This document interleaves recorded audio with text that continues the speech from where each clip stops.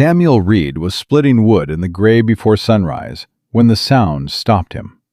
Not a voice, a weight. He turned around slow, the axe still in his hand, and she was standing at his gate in the frost. A girl, no more than 5 years old, red-brown hair loose and wild, feet bare on the frozen ground. She was holding a baby against her chest with both arms locked tight, the way you hold something you are terrified to drop. The baby's face was the color of cold milk. The girl's eyes didn't flinch. "Mama said I'd find you here," she said. "She can't get up. She ain't moved since last night." If this story already has its hand around your heart, you are exactly where you need to be. Subscribe to this channel right now. Stay with me until the very last word, and drop a comment telling me what city you're watching from. I want to see how far this story travels. The summer of 1884 had not been kind to Rimrock, Montana territory, and Samuel Reed had not been kind to himself for considerably longer than that. 3 years. 3 years since the fever had come through in the spring and taken his wife Margaret on a Tuesday morning, while he was still out checking the south fence line, which meant he never got to say goodbye, which was the thing that had calcified somewhere behind his ribs and never fully softened again.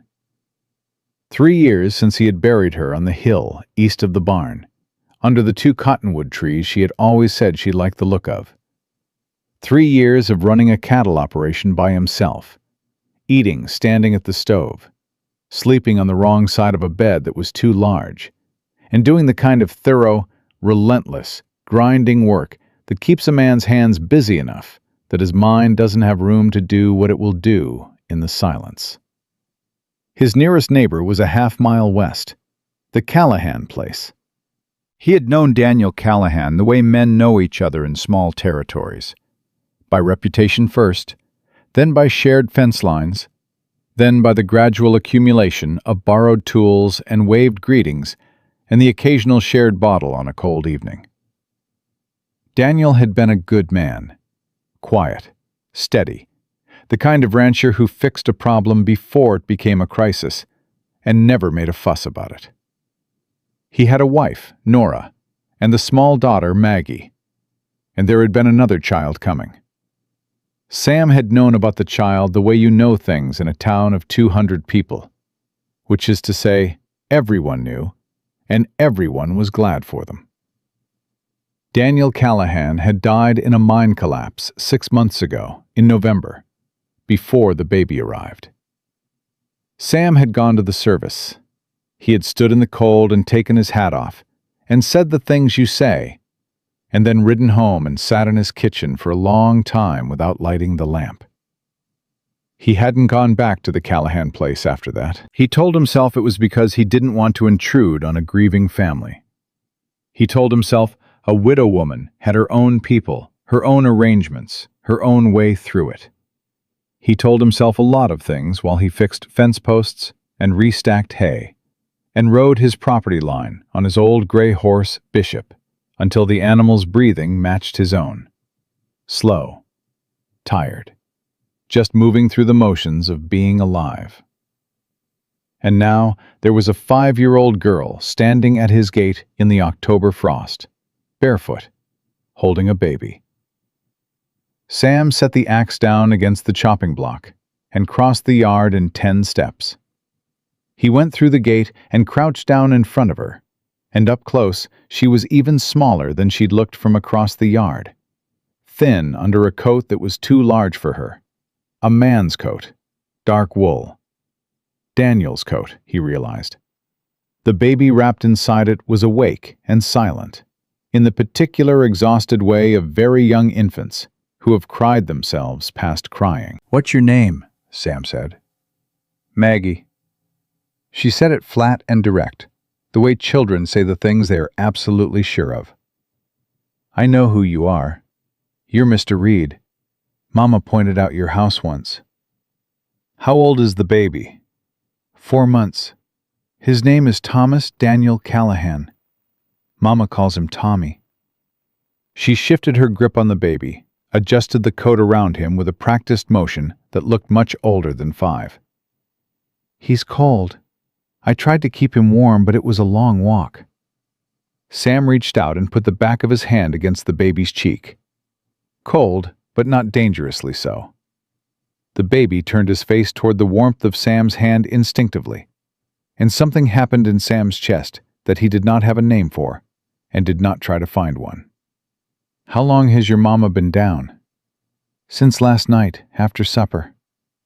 Maggie's voice was steady, but her jaw was doing the tight thing that children's jaws do when they are holding something very large behind their teeth. "She fell down in the kitchen. She got up again, but then she went to lie down, and I kept checking, and she wouldn't wake up all the way. I talked to her, and she talked back, but it was slow and wrong." A pause. "Tommy started crying real bad around midnight. She couldn't feed him right. I tried to help, but I'm not big enough." Sam was already standing. "Give him to me." Maggie held the baby tighter for 1 second, pure reflex, and then she looked at Sam's face, and something in what she found there made her loosen her arms. She handed Tommy over with both hands, very careful, like she was making a transfer that mattered. Sam took the baby against his chest, and the baby made a small sound and settled. "Good girl," Sam said. "You did right coming for help. Now let's go see your mama." He carried the baby with one arm and took Maggie's hand with the other, and they went through the gate and across the half-mile of frost-hard field at a pace that was fast enough to cover ground and slow enough that Maggie's short legs could keep up. She didn't let go of his hand once. She talked the whole way, which he understood was not chattiness, but necessity, the way you talk when you have been alone with something frightening for too long and finally have someone to tell it to. "She was fine at supper," Maggie said. "She made corn porridge. She doesn't eat much herself anymore, but she made sure I ate. And Tommy had his bottle fine.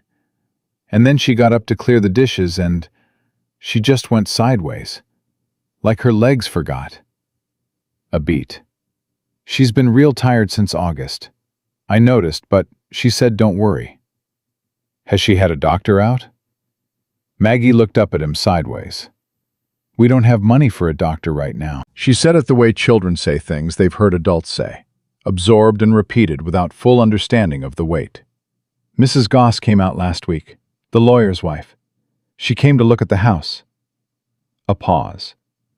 "I didn't like her." Sam filed that away and kept walking. The Callahan cabin came into view as they cleared the tree line, and Sam took it in without slowing his pace. The roof was sound. The yard was kept. The garden plot along the south wall had been turned under for winter, properly, which meant Nora had been working the ground herself not more than 3 weeks ago.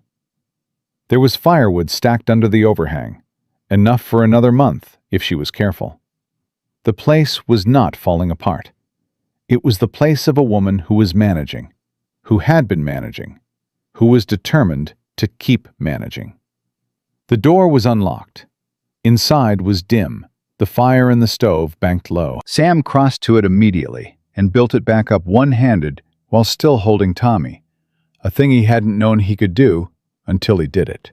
Then he turned. Nora Callahan was on the bed along the far wall. She was awake. She had heard them come in. She was trying to sit up and not managing it, her arms shaking with the effort. And her face was the color of old candle wax, and her eyes were too bright in the way that means fever has been going for a while. But she was looking at him. And the look on her face when she saw Tommy safe in his arms was the most complicated thing Sam Reed had seen on a human face in 3 years. "Mr. Reed," she said. Her voice was hoarse, weak, but level. She had a kind of level in her voice that was clearly a decision, not a natural state. "I'm sorry. Maggie shouldn't have." She did exactly right. He carried the baby to her and sat him in the crook of her arm where she lay, and her arm came up around the baby with the automatic certainty of a woman who had been doing this for 4 months and did not need to think about it. Tommy made a small protesting sound and then went quiet against her side. "How long have you had the fever?" Sam said. "I don't have a fever." He put the back of his hand against her forehead. She turned her face away, jaw tight. "Mrs. Callahan, 3 days." She said it to the wall. "Maybe 4. It started small. I thought it was nothing." "Is there someone I can send for? Family?" Something moved through her face. "My mother is in Oregon. The Callahans are—" She stopped, started again. "There is no one who would come quickly." "What about the lawyer, Goss? Maggie said his wife was out here." The fever-bright eyes came back to him, and the thing in them was not sickness. It was something much colder and much more deliberate than sickness. "Harlan Goss is not someone I would send for," she said, "under any circumstances." "Why not?" She looked at him for a long moment. She was clearly calculating, clearly deciding how much to say to a man she'd exchanged perhaps 24 words with in the course of 4 years of neighboring. She was doing it quickly, because she did not have the energy for a slow calculation. "He filed papers," she said, 8 weeks ago, with the county court." She paused to breathe. The breathing was shallower than it should have been. "Guardianship petition. For Tommy and Maggie both. On behalf of Dorothy Callahan, Daniel's mother." The cabin was very quiet. "On what grounds?" Sam said. "That I am a woman without male protection and therefore unable to adequately provide for 2 minor children." She said it the way you say something you have rehearsed, because you have had to explain it too many times to too many people. Flat, careful, stripped of the emotion that must have been in it the first time she said it. "Dorothy wants to raise Tommy in the Callahan house in Billings. She has a room already prepared," Goss told me. "She believes a boy carrying the Callahan name should be raised in a proper household." A pause. "She also believes a girl as particular as Maggie would benefit from discipline and structure." Maggie, who had been standing very still near the stove, said, "She doesn't like me." "Maggie!" Nora's voice was a warning. "She doesn't, Mama. She called me willful. I heard her tell Mr. Goss." "Willful isn't the same as bad." "That's what you said." Maggie crossed her arms over her chest. "But you said it like it meant bad." Despite everything, something shifted in Nora's expression that was not quite a smile, but was in the neighborhood of one. Sam noticed it. He filed that away, too. He pulled the chair from the table and sat down near the bed, elbows on his knees, because standing over a sick woman while discussing the loss of her children seemed like the wrong posture for the conversation. "When is the hearing?" Nora's eyes came back to him. She studied him with the direct, assessing look of a woman who has learned to read people quickly because the cost of misjudging them is too high. "Why?" "Because I'd like to know." "You'd like to know," she repeated. "Mrs. Callahan, your daughter walked half a mile through the frost this morning with a 4-month-old baby to find me. I'd like to know what I've walked into." A beat of silence. Then Nora said, "February the 15th. Judge Alcott out of Helena." "That's 4 months." "Yes." "And Goss has a lawyer from Cheyenne." She blinked. "How do you know that?" "Because that's how men like Goss operate. They don't use local counsel on cases they expect to lose." He looked at his hands. "Do you have representation?" The silence that followed was its own answer. "I have a ledger," Nora said finally. Her voice had gone quiet and precise. 2 years of accounts. Every expense, every income, every dollar I put into this property, and every dollar it returned. I started keeping it when Daniel first went to work the mine, because I knew—" She stopped. "I knew that if something happened, they would say I couldn't manage. I wanted to have proof that I could." Sam looked at her.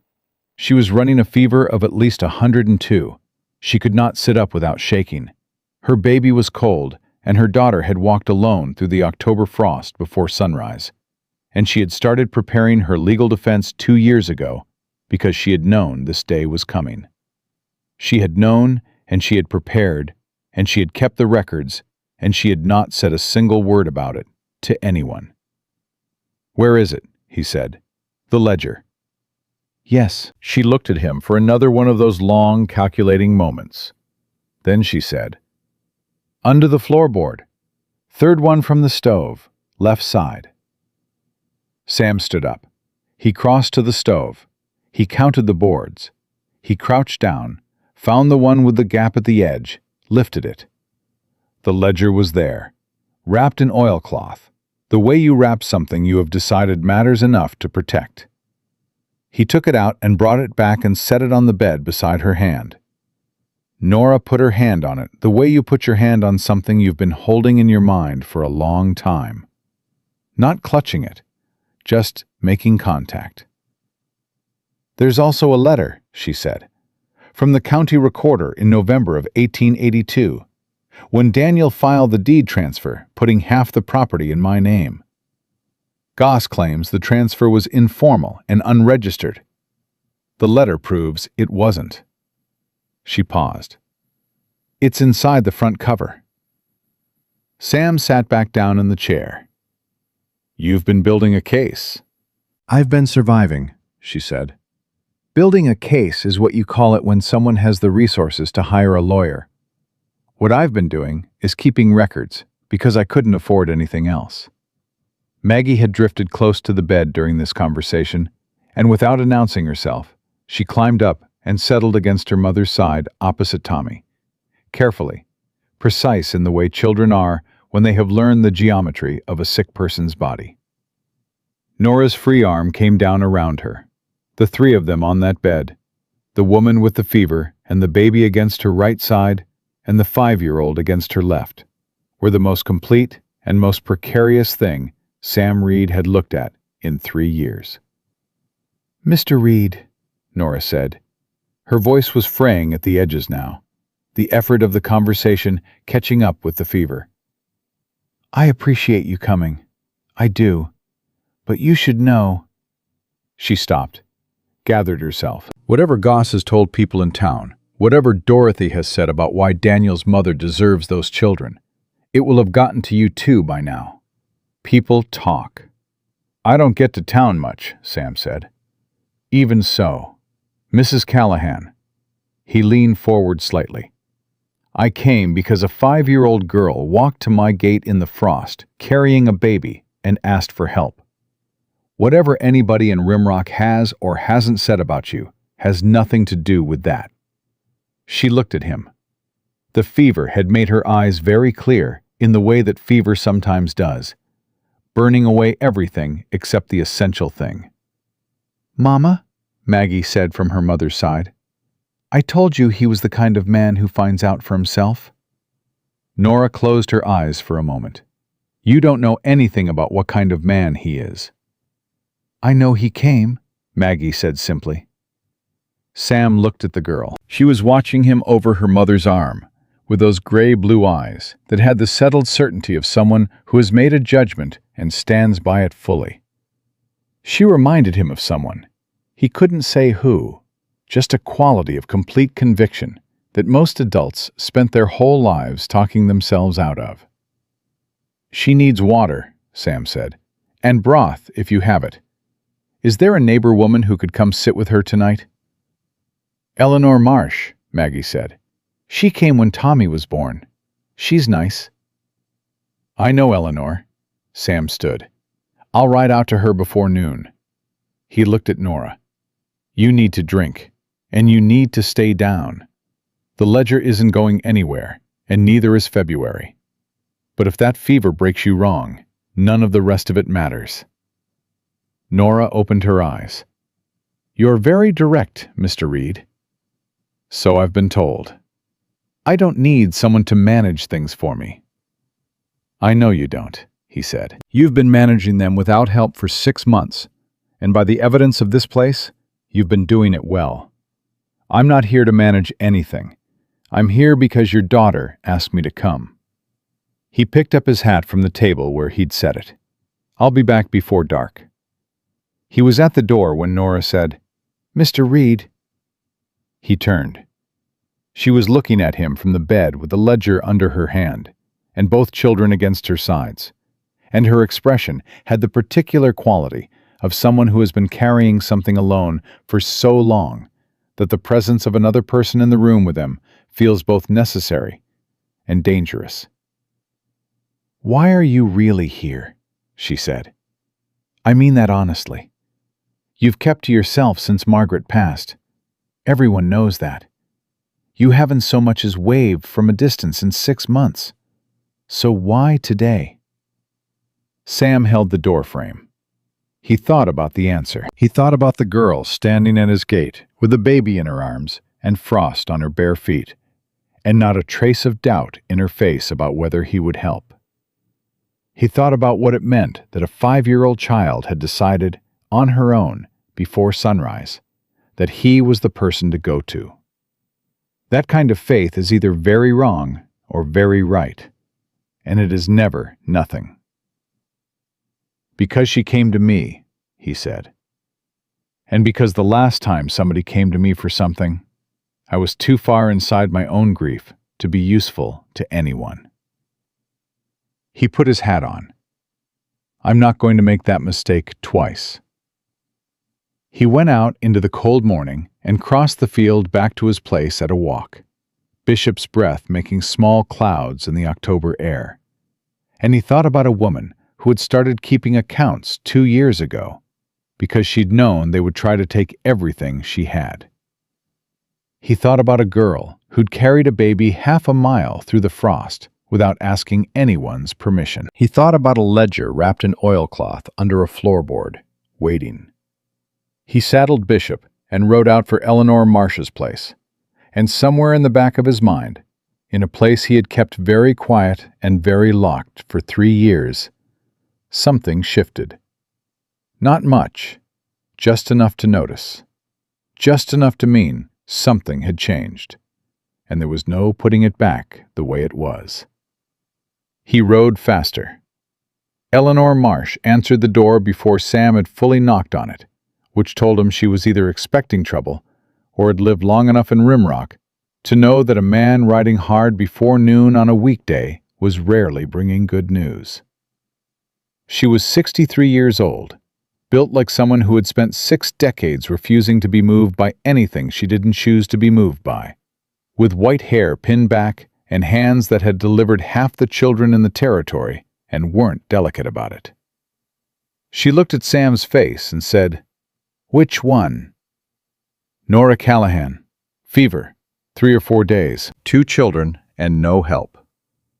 Eleanor had her coat on before he finished the sentence. She didn't ask him how he knew. She didn't ask him why he'd gone over there. She didn't ask him anything except whether the baby was feeding, and when he said the baby was cold and quiet, she made a sound in the back of her throat that was not panic, but was the sound a woman makes when she is rapidly calculating how bad a situation is and adjusting her supplies accordingly. She added a second bag to the one she'd already packed. Then she looked at him. "You're coming back with me," she said. It wasn't a question. "I was planning to." "Good." She locked her door. "Because I'm going to need someone to carry things, and Nora Callahan is going to need someone to tell her to stay in that bed, which she won't do for me because she's stubborn past all reasonable limit, and she'll listen to a stranger before she'll listen to someone who knows her." Sam held her horse while she mounted. "Does she have people in town? Anyone who'd come if she asked?" Eleanor settled into her saddle and gave him a look that had about 30 years of Rimrock history packed inside it. "She had people," she said, "before Goss started talking. He's been at it since November, since before Daniel was in the ground cold, telling anyone who'd listen that Nora couldn't manage the property and those children deserve better, and Dorothy Callahan was prepared to give it." She gathered her reins. "You know how towns are. People don't decide you're wrong right away. They just start finding reasons to be busy when you need something. They rode back to the Callahan place side by side, and Sam didn't say anything for a while.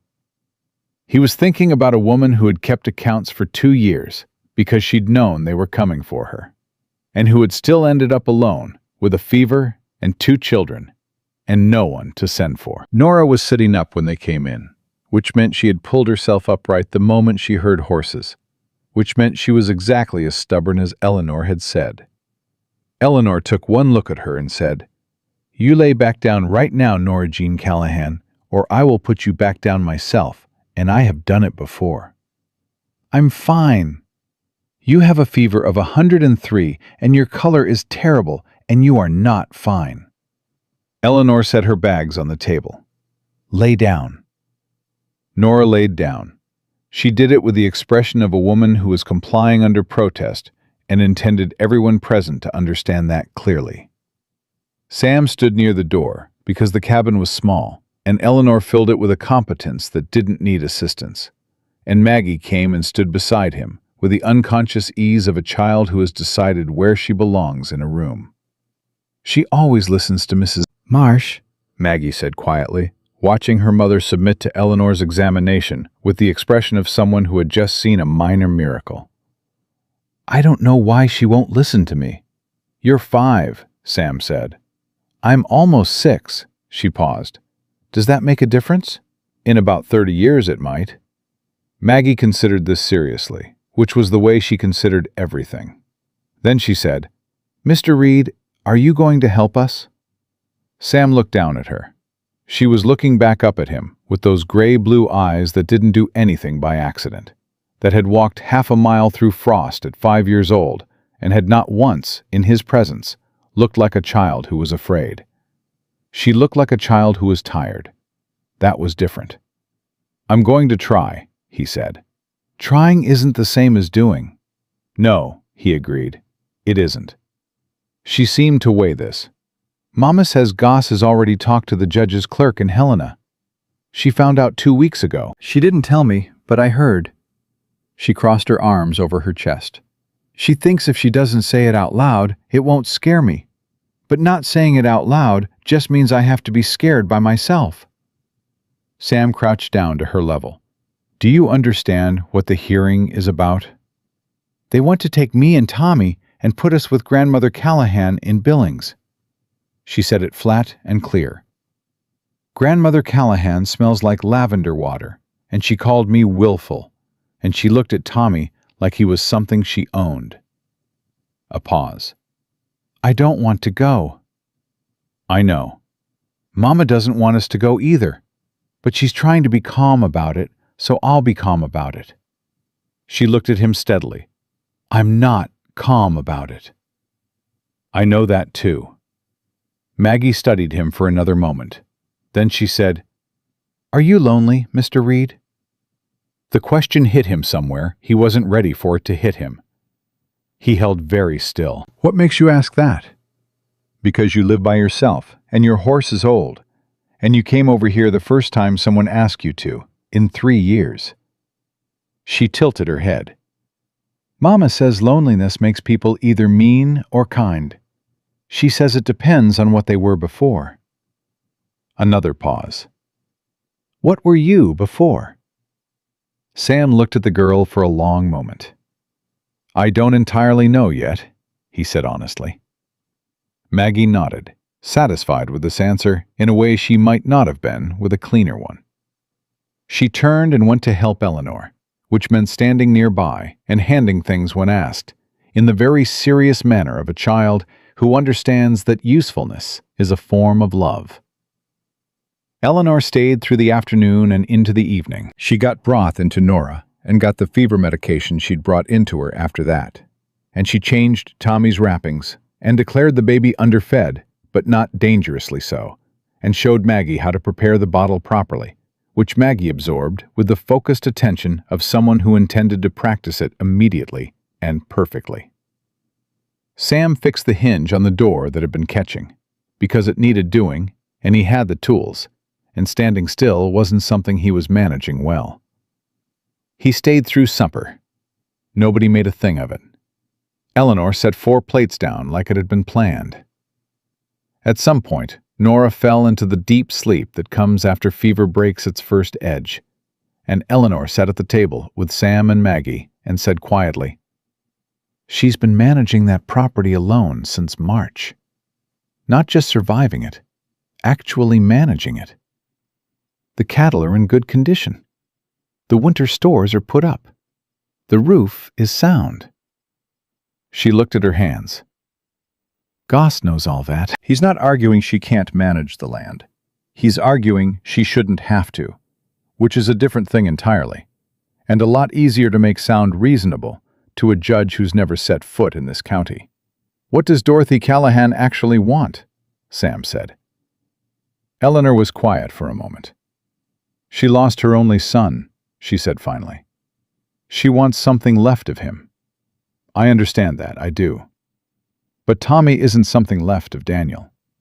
He's a person." She looked at Maggie, who was eating her supper with the focused efficiency of a child who had expended a lot of energy that day and was replenishing.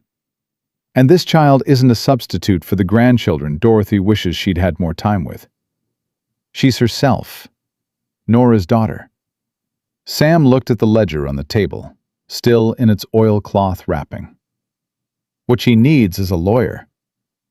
"What she needs is money to pay one," Eleanor said, "which is the thing she doesn't have."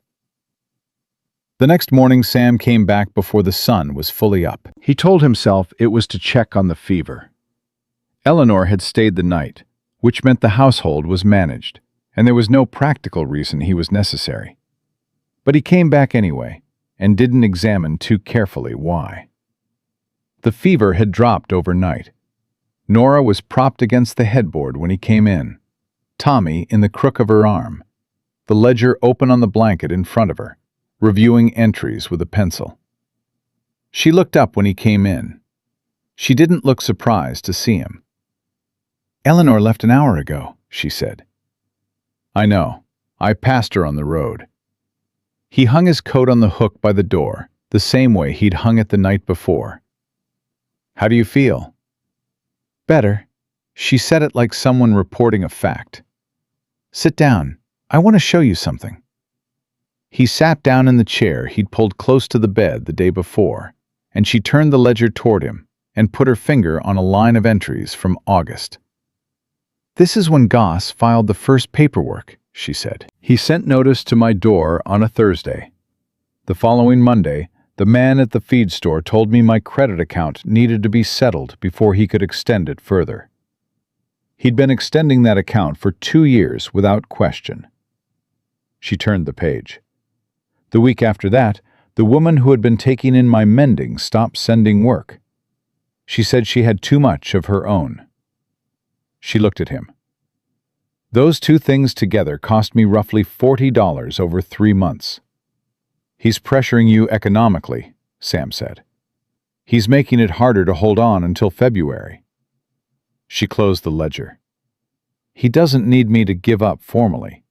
He just needs me to be in bad enough shape by the hearing date that a judge looks at my situation and decides the children would be better off elsewhere." Her jaw tightened. "That's the calculation." "And are you in bad enough shape?" She met his eyes directly. "I was in bad enough shape last week that my daughter had to walk through the dark to find a neighbor I'd never had a full conversation with." She paused. "So yes, I think his calculation is working." Sam looked at the ledger. "Your accounts go back 2 years. 26 months. The deed transfer letter is in the front cover. And 2 receipts for lumber I purchased in the spring that Goss is claiming Daniel's estate paid for." She folded her hands on the ledger. "I paid for that lumber myself, from the egg money I'd been saving for 8 months. I have the receipt and the store owner's signature." Sam was quiet for a moment. He was not a lawyer. He did not have a lawyer's understanding of what any of this would or would not accomplish in front of a judge in Helena. What he had was the specific understanding of a man who had grown up in Rimrock and knew its people, and knew, therefore, that Harlan Goss's ability to maneuver in this county depended entirely on the fact that Nora Callahan had no one standing beside her. "I'm going to town today," he said. Nora looked up. "I haven't been in since July. That's my own doing, and it stops today." He looked at her steadily. "Goss has been talking for 2 months, with no one talking back. That changes." "Mr. Reed," she was very careful with her voice, "I appreciate what you did yesterday. I do. But walking into Rimrock and saying things on my behalf is going to make things complicated for you. People are going to ask questions about why you're involved. They're going to decide things." She paused. "I know what it is to have a town decide something about you. I'm not going to be the reason that happens to someone else. Let me worry about what the town decides." "I'm serious." "So am I." He leaned forward. "Mrs. Callahan, Nora, you have been building a case for 2 years in a ledger under your floorboard because you knew it was coming, and you had no one to help you carry it. That is not a situation I'm going to sit across the field and watch continue." He held her gaze. "I'm not asking your permission. I'm telling you what I'm going to do." She stared at him. Her jaw worked. The thing behind her eyes was complicated, and he could see it moving through her. The instinct to push back, the habit of managing alone, the specific exhaustion of a woman who has been refused help for so long that the offer of it feels like another kind of trap. "Why?" she said finally. "You asked me that yesterday." "I'm asking again, because yesterday's answer was kind, and I believed it. But you're back this morning, and you're talking about going to town on my behalf. And that's a different thing. That's a cost to you. So I'm asking why you'd pay it." Sam sat back. He thought about Margaret on the hill east of the barn. He thought about 3 years of fixing fence posts that didn't need fixing. He thought about the way Bishop's breathing sounded in the dark, slow and old and just going through it. He thought about a girl standing at his gate before sunrise, with a baby in her arms and complete conviction in her face. "Because Maggie came to me," he said, "and because she was right to." He paused. "And because I have been sitting on that property for 3 years doing nothing useful for anyone, including myself. And I am done with that." From the back corner of the cabin, Maggie's voice drifted over from where she had been quietly, very quietly, sitting with Tommy on the pallet and listening to every single word. "I told you," she said, to no one in particular. Nora closed her eyes for one moment. When she opened them, the thing that was in them was not relief. It was something more careful than relief, something that had learned not to count on things before they happened. But it was there. "Don't do anything that can't be undone," she said. "I'm going to talk to people," Sam said. "That's all." He went to Rimrock that afternoon. He tied Bishop at the post in front of the hardware store and walked the main street the way you have to walk a street in a small town when you haven't been seen in months and you've come back on purpose, which is straight and without hurry and looking people in the face. He bought nails he didn't need. He nodded to the men he passed. Most nodded back. He was at the dry goods counter when Harlan Goss came in. Goss was 50, well-dressed in the way of men who want to be taken seriously, with a face that had settled permanently into the expression of a man explaining something to someone who doesn't fully understand it. He saw Sam and paused for exactly one moment before he smiled, the particular smile of a man recalculating. "Sam Reed," he said. "It's been a while." "It has." Sam turned from the counter. "I've been out to the Callahan place." Goss's expression didn't change. "I heard. The widow needed help. Neighborly of you." "She needed help because she's been isolated and under pressure for 2 months, and her credit's been pulled and her mending work's dried up." Sam's voice was level. I wonder how that happened. Goss spread his hands. Times are hard for everyone. Not everyone has a lawyer filing papers the week before their accounts get called in. Sam picked up his parcel from the counter. Those children are healthy and fed and cared for. The property is sound. The ledger goes back 26 months and every column balances. I've seen it myself. The issue isn't the property, Goss said, and his voice had gone careful, the courtroom voice, measured and reasonable. The issue is the welfare of two children who lost their father, being raised without... Without what? Sam said. A man? Is that the word you're looking for? The store had gone quiet. The two men at the counter behind Sam had stopped what they were doing. Goss looked at the room, and then back at Sam, and his expression made the small adjustment of a man who has found himself less alone in a confrontation than he intended. The Callahan family has legitimate standing in this matter, Goss said. Dorothy Callahan is those children's grandmother. She has legal resources and a proper household, and she is trying to take a woman's children 4 months after her husband's funeral. Sam looked at him directly. I think the judge in Helena is going to want to hear from people who have actually seen how those children are living. Not just from people who have a financial interest in what happens to that property after custody transfers. The word financial landed the way he'd intended it to land. Something moved through Goss's face. Not guilt. Something more controlled than guilt, but adjacent to it. I'd be careful, Sam, Goss said quietly. Getting involved in a legal matter you don't understand can complicate your own standing in this community. I've been standing in this community my whole life, Sam said. I'm not particularly worried about my standing. He looked at the man for one more beat. I'll see you in February, Harlan. He walked out. His hands weren't shaking. He was mildly surprised by that. He'd expected them to shake. He untied Bishop and stood in the street for a moment with the reins in his hand and the October wind coming down off the ridge and the town of Rimrock doing its ordinary business around him.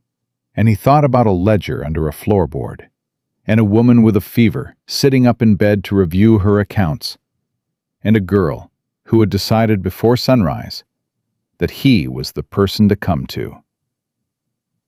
He rode back to the Callahan place in the late afternoon. Nora was on her feet, which was earlier than she should have been, moving carefully between the stove and the table. She turned when he came in. She looked at his face the way she had already developed the habit of doing, quickly, reading what was there before he said anything. "You talked to Goss," she said. "I did." "And?" "And he knows now that there's someone who's looked at your ledger and is willing to say so." He hung his coat. "That's not nothing." Nora was quiet for a moment. She turned back to the stove. "He'll find a way to use it against me," she said. "He'll say you have an interest. He'll say we're—" She stopped. "He'll say whatever he says," Sam said. "Let him." She didn't answer that. She ladled broth into a cup and set it on the table in front of the second chair. And that was the whole of the invitation. Sam sat down. Maggie came in from outside with Tommy bundled against her chest, both of them wearing the cold from the air. And she looked at Sam, and then at her mother, and back at Sam with the settled expression of a child whose theory about how things would go has just been confirmed. She didn't say, "I told you so." She just put Tommy in his cradle and sat down at the table and said, "Is there enough for 3?" Nora looked at Sam over the girl's head. Something passed between them that neither of them named. It was too early to name. It was too new and too careful, and there was too much still standing between them and any kind of solid ground. But it was there, and both of them knew it, and neither of them looked away. "There's enough for 3, Nora said, and she set a third cup on the table. The third cup on the table became a quiet habit over the weeks that followed, the way habits form when nobody announces them and everyone simply continues doing the thing that made sense the day before. Sam came in the mornings. He checked the stock, fixed what needed fixing, and stayed through the midday meal without being asked to and without making a ceremony of it.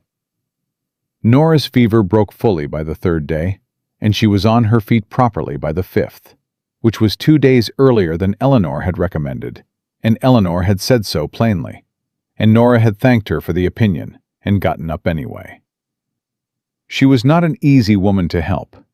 Sam learned that with some regularity. She thanked him for things in a way that had a slight edge to it.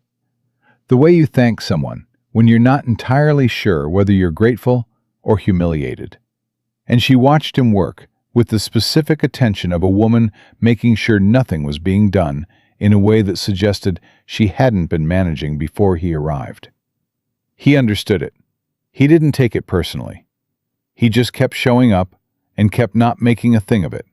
And eventually, the edge in her thank yous softened into something that sounded more like it meant what it said. Maggie had no such complications. Maggie had decided Sam was useful and trustworthy and interesting in that order, and she communicated this primarily by being wherever he was and asking him questions at a pace that would have exhausted a younger man. She wanted to know about Bishop, about the cattle operation, about whether he'd ever been to Helena, about what his wife had been like. That last one, she asked on a Tuesday morning in November while he was checking the water trough. Without preamble, with the same directness she brought to everything. What was she like? Maggie said. Margaret. Sam set down the bucket. She was honest, he said after a moment. And she worked hard. And she had opinions about everything, which she was never shy about sharing. Maggie nodded. Like Mama. I didn't say that. You didn't have to. She squinted at him. Do you still miss her? Every day. Does it get less? He thought about that seriously, which was the only way Maggie accepted answers to serious questions. It gets different, he said. It's still there, but it stops being the whole of everything. It becomes part of everything instead. He looked at her. Does that make sense? Sort of, she said. Like how I miss Papa. It's not gone. It's just smaller than it was. Except some days it's big again, for no reason. Exactly like that. Maggie seemed to find this satisfactory. She picked up the empty bucket and carried it back to the barn with the effortful dignity of a child doing a task that was slightly too large for her and refusing to acknowledge it. It was Eleanor who told Sam about Dorothy Callahan's arrival in Rimrock. She came by his place on a Wednesday afternoon in late November, which was unusual enough that he came out of the barn when he heard her horse. She came in on the morning stage, Eleanor said without getting down. She's staying at the Hendersons, and she came with someone. Who? A woman from Billings, a Mrs. Florence Harp. Goss introduced her at the dry goods store this morning as a child welfare advocate from the Methodist Women's Council. Eleanor's voice had gone very dry on those last words. She has a letter of support from the County Welfare Board, and she's been talking to everyone who'll listen about the importance of stable family environments for orphaned children. Tommy isn't orphaned. He has a mother. I know that. You know that. Florence Harp is not interested in that distinction. Eleanor looked at him directly. She asked about you, Sam, about why you've been going to the Callahan place. She asked 3 separate people. Sam was quiet for a moment. What did people say? Different things. Eleanor gathered her reins. Some of them decent, some of them not. You know how it is. She paused. Goss has been smart about this. He hasn't said anything ugly himself. He just asks questions and lets other people fill in the blanks. She looked at him steadily. They're going to come to the cabin. Dorothy and Mrs. Harp, both. I'd bet money on it. And when they do, Nora needs to know in advance. Sam rode to the Callahan place that afternoon and told Nora everything Eleanor had said. He told her straight, the way he'd learned she needed things told, without softening and without the pause that men put in before difficult information that women learn to dread, because the pause is always worse than the thing itself. Nora listened without interrupting. She was feeding Tommy while he talked, not looking at Sam, looking at the baby. And when he was finished, she was quiet for a long moment. "Florence Harp," she said. "You know her?" "By reputation. She testified in a custody case in Billings 2 years ago. A woman named Grace Sibley lost her son." Nora's voice was completely level. The boy was healthy and cared for. Grace had worked her farm alone for 3 years after her husband left. Mrs. Harp testified that a woman in Grace's situation was emotionally unfit to provide a stable environment. A pause. The boy went to an uncle in Cheyenne he'd never met. The cabin was very still. Tommy made a small sound, and Nora shifted him against her shoulder. "They're building a narrative," Sam said. "They've been building it since November of last year," Nora said. "I just didn't have a name for all the pieces." She looked up at him. "Sam, how many people in town do you think have genuinely made up their minds? Against me?" He thought about it honestly. "A third," he said. "Maybe less. The rest are waiting to see which way it falls." "That's what I thought." She looked back at Tommy. "People don't like backing the wrong side. They want to know who's going to win before they commit." Her jaw tightened. "Goss knows that. That's why he brought Dorothy and Mrs. Harp here, instead of just waiting for February. He wants people to see Dorothy Callahan grieving for her grandchildren before the hearing. He wants the image in their heads. So we give them a different image." She looked at him. "Sunday," he said. "Church." Nora went very still. "The whole town will be there. Dorothy Callahan will be there. Mrs. Harp will be there." He held her gaze. "I want you to come with me. You and the children both." "Sam," her voice was careful, "I haven't been to that church in 2 months. Since Goss started talking, I felt—" She stopped. "It doesn't matter what I felt. It matters." She set Tommy in his cradle and stood up and crossed to the window and stood with her back to him. And he could see in the line of her shoulders the same war he'd watched her fight a dozen times in the past weeks. The habit of making herself smaller against the thing in her that refused to disappear entirely. "They will say things," she said, "in front of Maggie." "Maggie already knows more about what's happening than you've told her," Sam said. "She told me herself." Nora turned around. "I know she does. She always has. I can't decide whether that makes it better or worse." She looked at him. "If I walk into that church, Goss is going to use it. He'll say I'm performing. He'll say I'm putting the children on display." "Let him say it." Sam leaned forward. "Nora, right now the story in this town is the one he's been telling for 2 months. You've been out here managing your land and your children and your grief and letting him tell it without anyone to contradict him. That ends Sunday." She was quiet.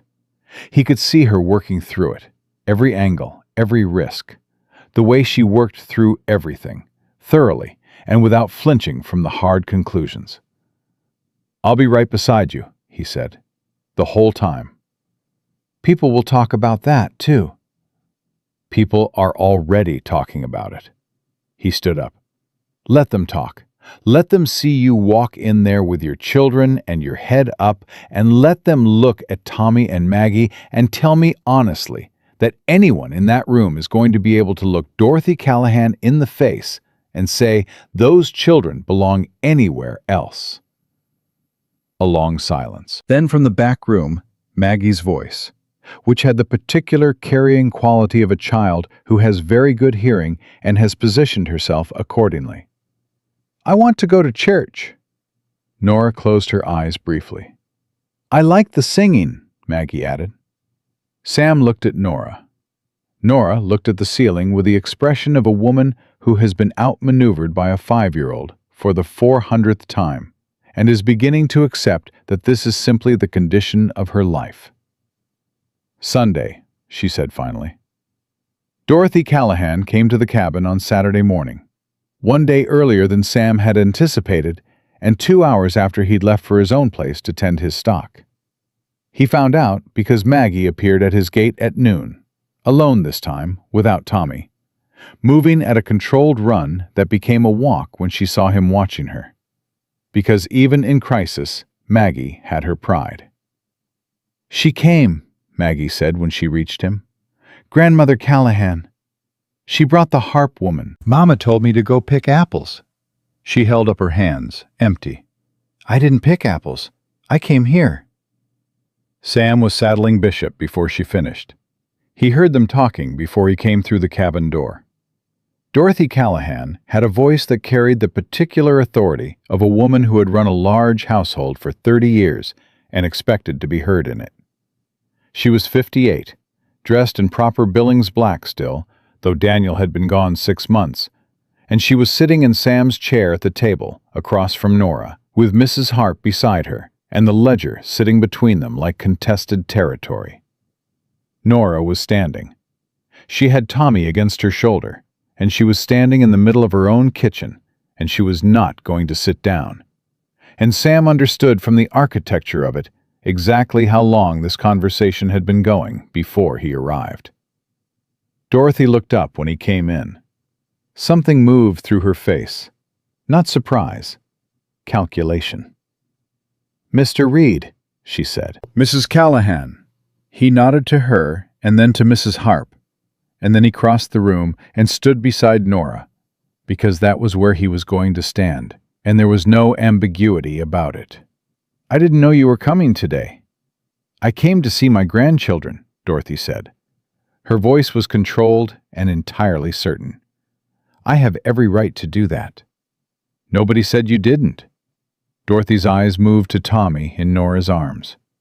And the thing that went through her face when she looked at the baby was real. Sam registered that. Whatever else Dorothy Callahan was, the grief was real. She looked at Tommy the way you look at the last living piece of something you've lost. And it was not a performed look. He would not let himself forget that. "He looks thin," Dorothy said. "He was unwell last month," Nora said. "He's recovered fully. Eleanor Marsh can tell you so." "Mrs. Marsh is very fond of you," Mrs. Harp said. She had a notebook open on the table in front of her, and a pencil in her hand, and she had been writing in it before Sam came in, which he did not like at all. "That's understandable, but fondness isn't the same as objectivity." "What are you writing?" Sam said. Mrs. Harp looked at him with the mild expression of someone who has decided not to be bothered by the question. "Observations," she said, "for my report to the County Welfare Board." "About what, specifically?" "About the living situation here, the resources available, the stability of the environment." She looked around the cabin with the specific, cataloging look of someone who is looking for deficits. A woman alone with 2 small children and a property to manage. In winter. "She's not alone," Sam said. Mrs. Harp wrote something. Sam looked at Nora. Nora was watching Dorothy, who was still watching Tommy. "May I hold him?" Dorothy said. And for the first time, her voice had lost the authority and was just a voice. "Just a woman asking." Nora stood very still for a moment. Then she crossed to the table and sat down and placed Tommy in Dorothy's arms. She did it carefully, deliberately, the way you do something that costs you because you've decided it's the right thing to do, and you're not going to let the cost change that decision. Dorothy held the baby, and her hands shook slightly. She looked at his face, and her jaw moved, and she didn't say anything for a moment. Tommy looked back at her with the mild, serious interest of a 4-month-old examining a new face. "He has Daniel's chin," Dorothy said finally. "I know," Nora said quietly. The room was different after that. Not resolved, nothing like resolved, but different. Mrs. Harp was still writing in her notebook, and Goss's machinery was still turning, and the hearing was still 12 weeks away. But for 30 seconds, Dorothy Callahan held her dead son's baby, and it was not a legal proceeding. It was just a grandmother and a baby, and a grief that was real on both sides of the table. Maggie came in from outside during that silence, not bothering to pretend she'd been anywhere near the apple trees, and she stopped inside the door and looked at the scene at the table with the precise assessment of a child reading a room. She looked at her grandmother. She looked at Mrs. Harp's notebook. She looked at Sam. Then she crossed to the table and stood beside Nora's chair and put her hand on her mother's arm, not saying a word, just putting her hand there. Dorothy looked at her. "Maggie," she said. "Grandmother Callahan," Maggie said. A pause. "You've grown." "It's been 6 months." Maggie said it without inflection. "That's what happens in 6 months." Dorothy's mouth did something complicated. Sam thought for a moment that she might say something real, something that was underneath the legal apparatus and the Methodist Women's Council and Florence Harp's notebook. Something that was just a woman who had lost her son and was trying to hold on to what was left of him, the only way she knew how. The moment was there. It was genuinely there. Then Mrs. Harp said, "Mrs. Callahan, I have what I need for now. We should get back before the light goes." And the moment closed. Dorothy handed Tommy back to Nora. She did it slowly, and she looked at the baby for one more second before she let go. Then she stood and straightened her coat and was Dorothy Callahan of Billings again, composed and certain and backed by a lawyer. "I'm not a monster, Nora," she said at the door. "I know you're not," Nora said. "I just want what's best for them." "So do I." Nora's voice was level and final. "That's what February is for." They left. The sound of their horses faded, and the cabin was quiet except for Tommy making small sounds in Nora's arms and the fire settling in the stove. Maggie stayed pressed against Nora's side and didn't move for a long minute. Then Sam said, "She wrote things down the whole time." "I know." Nora looked at him. Her face was controlled, but her eyes were not. "Whatever she wrote, Goss will use it. He'll characterize the household, the resources, the fact that you were here. He'll make it sound—" She stopped. "Nora." "He's going to win, Sam." She said it quietly and clearly, and it was not despair. It was the particular clarity of someone who has run the numbers every night for 2 months and keeps arriving at the same answer. "I have a ledger and a deed letter and Eleanor Marsh and you. He has a lawyer from Cheyenne and a Methodist council advocate and a grandmother who genuinely believes she's doing right by those children, and a judge in Helena who has never met any of us." She looked down at Tommy. "I know what that math looks like." "The math changes if we find someone who was there," Sam said. She looked up. "February of last year," he said, "when you went to the county recorder to file the deed transfer. There was a clerk who witnessed it. Weston Howard. He was transferred to the Cascade County office 8 months later." She looked at him. "I wrote his name in the ledger." "I know you did." He held her gaze. "I read every page of that ledger 2 weeks ago." She went very still. "You wrote down every name," he said. "The way you write things down because you knew. So I'm asking you now, same as I asked about Harold Fitch in the beginning when I read it. Is Weston Howard the kind of man who remembers something like that? A woman coming in to register a deed transfer, making sure it was done properly, asking the right questions, doing everything right?" Nora's jaw worked. "He was thorough," she said slowly. "He went through every line of the deed with me. He commented that Daniel had been smart to put both names on it. He said most men didn't think to do that." She paused. He said he'd seen too many widows left without clear title. "That's a man who remembers," Sam said. "Cascade County is 2 days' ride." "Then I'd better leave tonight." "Sam," her voice dropped, "the hearing is in 3 weeks. If you ride to Cascade County and he's been transferred again, or he doesn't remember, or he won't come, then I come back without him, and we use what we have." He stood up. "But that ledger has his name in it, and you don't write names down unless you believe they matter. And I am not going to sit here for 3 weeks and let Goss walk into that courtroom unopposed when there was a man 2 days south who watched you do everything right." She stood up very slowly. She put Tommy in his cradle. She stood in the middle of her kitchen, with her hands at her sides, and she looked at Sam Reed for a long moment. All the careful measuring distance gone out of her expression. Just looking at him. The way you look at something you need to be sure is real before you let yourself believe it. "You could lose customers over this," she said. "People who buy your stock. People who've known you your whole life." "I know that." "Goss will say you have a personal interest. He'll say it in the courtroom." "Let him say it." "Sam," she took one step toward him, just one. "Why are you doing this? The real reason, not the reason you give Maggie." He looked at her. He thought about 3 years of Bishop's breathing in the dark, and Margaret on the hill under the cottonwoods, and the specific silence of a house where someone used to be. He thought about a ledger under a floorboard, and a woman sitting up with a fever to review her accounts, and a 5-year-old standing at his gate in the frost with absolute certainty in her face. "Because you wrote it all down," he said. 2 years ago, alone in this house, you wrote down every name and every date and every dollar, because you knew they were coming, and you were going to be ready.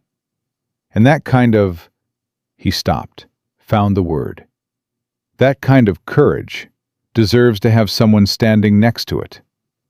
And I have been standing next to nothing for 3 years, and I am done with that."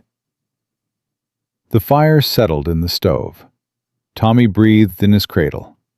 Outside, the November wind moved against the walls of the cabin.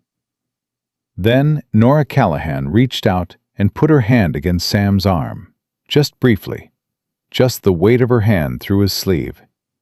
And it was not a romantic gesture, and it was not a grateful one. It was the gesture of one person telling another person that they have been heard, that the thing they said landed, that it mattered. "Come back," she said. Her voice was low and absolute. "You come back from Cascade County. Whatever you find, whatever happens, you come back." He put his hand over hers for one moment. Then he stepped back and picked up his coat. Maggie was in the doorway from the back room. She had been there long enough to have heard most of it. She looked at Sam with those gray-blue eyes, and she said, "Bishop knows the South Road. He'll go faster if you let him pick the pace." Sam looked at the girl. "I know," he said. "Thank you, Maggie." She nodded once, the nod of someone who is given useful information and is satisfied with the transaction. Then she turned and went to check on Tommy and left Sam and Nora in the kitchen.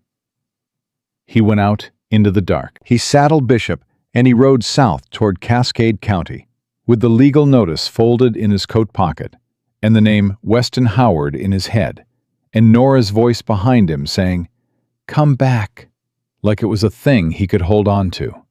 Through 2 days of hard road and November cold. He didn't look back at the light in the window. He didn't need to. He knew exactly what he was riding toward. Bishop knew the South Road the way old horses know roads they've traveled before, steady and without complaint. And Sam let him pick the pace the way Maggie had said to. They rode through the first night and into the gray of the following morning, stopping twice at creek crossings to water and rest. And Sam sat in the cold both times, with his back against a cottonwood, and his collar up, and Nora's voice running through his head like a current that wouldn't settle. "Come back." Not a plea, not a question. A woman who had stopped asking the world for things, stating plainly what she needed. He had never in his life felt the weight of 2 words so completely.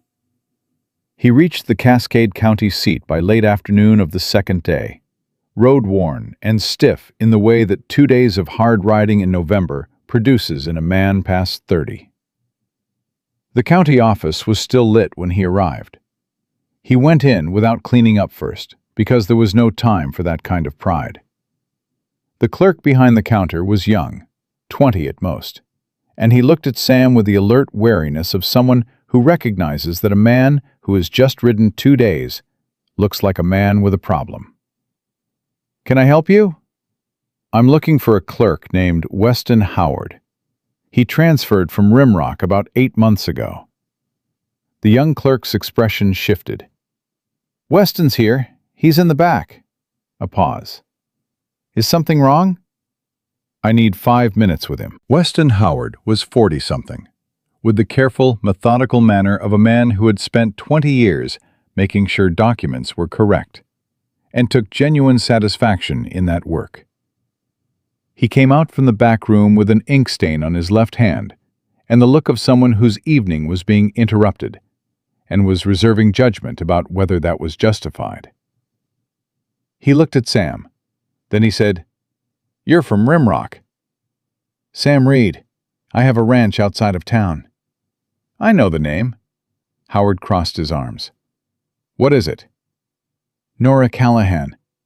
Her husband Daniel filed a deed transfer in November of 1882, putting half the Callahan property in her name. You witnessed it." Something moved through Howard's face. Not surprise. Recognition. And underneath the recognition, the specific discomfort of a man who has been waiting for a particular conversation without knowing when it would arrive.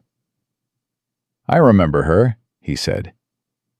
"Harlan Goss is claiming the transfer was informal and unregistered. He has a custody petition in front of Judge Alcott in Helena, and the hearing is in 3 weeks. He is trying to take her children." Howard was very still. "On what grounds?" "That she's a widow without resources, and the Callahan family can provide better." Sam looked at him directly. "She has the deed letter. She has her accounts going back 26 months. But Goss has a Cheyenne lawyer and a Methodist welfare advocate, and Dorothy Callahan's grief.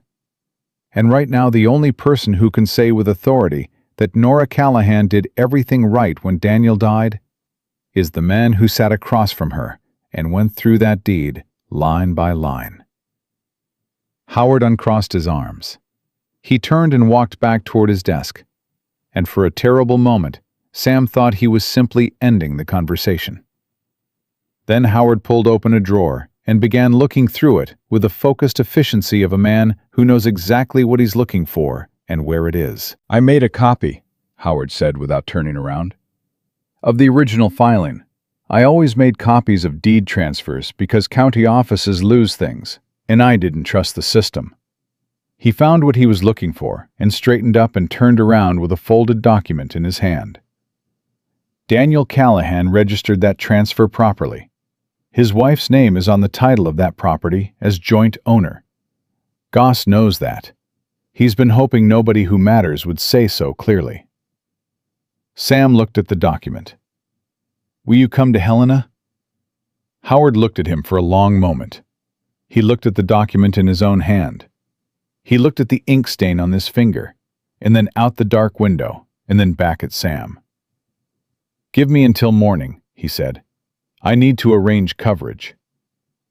Sam slept 4 hours on a cot in the back room of the county office, which Weston Howard offered without fuss, and they were riding north before dawn. Howard traveled the way men travel who are serious about getting somewhere, without complaint and without unnecessary conversation. And Sam respected that. They talked when there was something to say and were quiet when there wasn't. and the miles went under Bishop's hooves steadily. On the second evening, still half a day out from Rimrock, Howard said, "She came in alone. That's what I remember most. Most women who came in to file property documents had a husband or a father or a brother with them. She came alone with the deed and Daniel's letter authorizing the transfer, and she had read every line of both documents before she sat down. She asked me 3 specific questions about the registration process and whether the filing would be accessible in a contested situation." He paused. She was preparing for the worst even then, with her husband still alive. "She knew," Sam said. "She knew." Howard was quiet for a moment. "I see a lot of people in that office. Most of them are not thinking 2 years ahead. She was." He looked at the road ahead. "When I heard Goss had filed the custody petition, I thought about her. I thought I should reach out, but I told myself it wasn't my place." He paused. "I was wrong about that." "You're here now," Sam said. "I'm here now," Howard agreed. They came into Rimrock on a Thursday morning, 6 days before the hearing, and Sam went straight to the Callahan place, because that was where he was going, and there was no point in going anywhere else first. He came through the gate, and Nora was on the porch. She had seen them coming from a distance, and she was standing very still in the way she stood when she was holding something carefully, not letting it move too fast. Her eyes went from Sam to Howard and back to Sam, and he watched her read it, watched her do the calculation, watched the careful hope arrive in her face, and then get controlled before it could become something larger than she was ready to trust. Sam dismounted. "Nora, this is Weston Howard. He was the county clerk in Cascade in November of 1882. Howard took his hat off. "Mrs. Callahan," he said, "I have the original copy of your deed transfer, and I will testify to everything I witnessed in that office if you'll have me." Nora stood on the porch for a moment without moving. She looked at Howard. She looked at the document he was holding. She looked at Sam. Then she sat down on the porch step. Not because she chose to, but because her legs made the decision without consulting her. And she put both hands over her face for a moment. And her shoulders did the thing they did when something she had been braced against for a very long time suddenly was not there to brace against anymore. She breathed, just breathed. Then she put her hands down, and her face was wet, and her eyes were completely clear. "You have the copy," she said to Howard. "Filed and dated," he said. "November 14th, 1882. Your name is on the title, Mrs. Callahan. Goss knows it. He's been hoping that document wouldn't appear." "He told me it was informal," she said. "He told me Daniel hadn't followed the proper procedure." "Daniel followed every procedure," Howard said. "So did you." Nora looked at Sam. All the careful, measured distance was gone out of her expression, the same way it had been gone in the kitchen the night he'd ridden south. And he understood that that distance was not coldness, had never been coldness. It was the specific expression of a woman who had learned to hold herself at the exact distance from hope that would hurt least if hope didn't hold. And right now she was not doing that. Right now she was just looking at him. "You came back," she said. "I said I would." Maggie appeared from around the side of the cabin, at a dead run, which suggested she had been watching from the window and had determined that the situation warranted immediate physical presence. She stopped when she saw Howard, assessed him in approximately 2 seconds, and then looked at Sam with the expression she wore when her theory about something had been confirmed. "You found him," she said.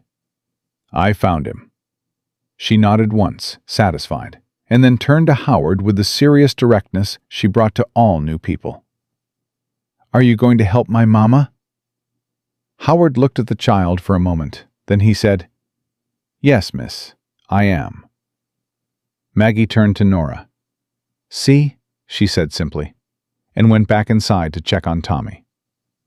The 6 days before the hearing were the longest Sam could remember since the 6 days after Margaret died, when time had moved like something thickened.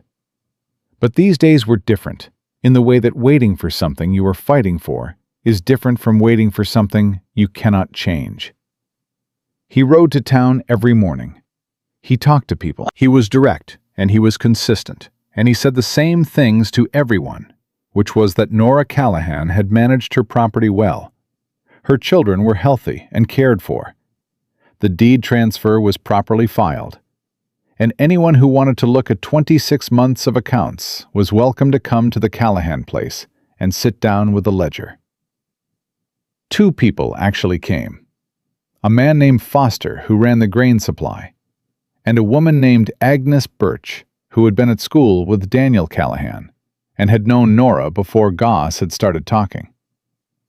Agnes Birch sat at Nora's table for 2 hours and went through the ledger page by page, and at the end she said, "I'm sorry I didn't come sooner." And Nora said, "You came now." And they left it there. Eleanor Marsh had already been talking. Sam found that out when he went to the barber on the Friday before the hearing. And the barber, unprompted, said, "I hear the deed's registered. Both names." Sam said yes. The barber nodded. "Then what's Goss's case exactly?" Sam said that was a good question. The barber said he thought so too. The hearing was Monday morning in the land registry back room, which was the largest space in Rimrock that wasn't a church or a saloon. It was full.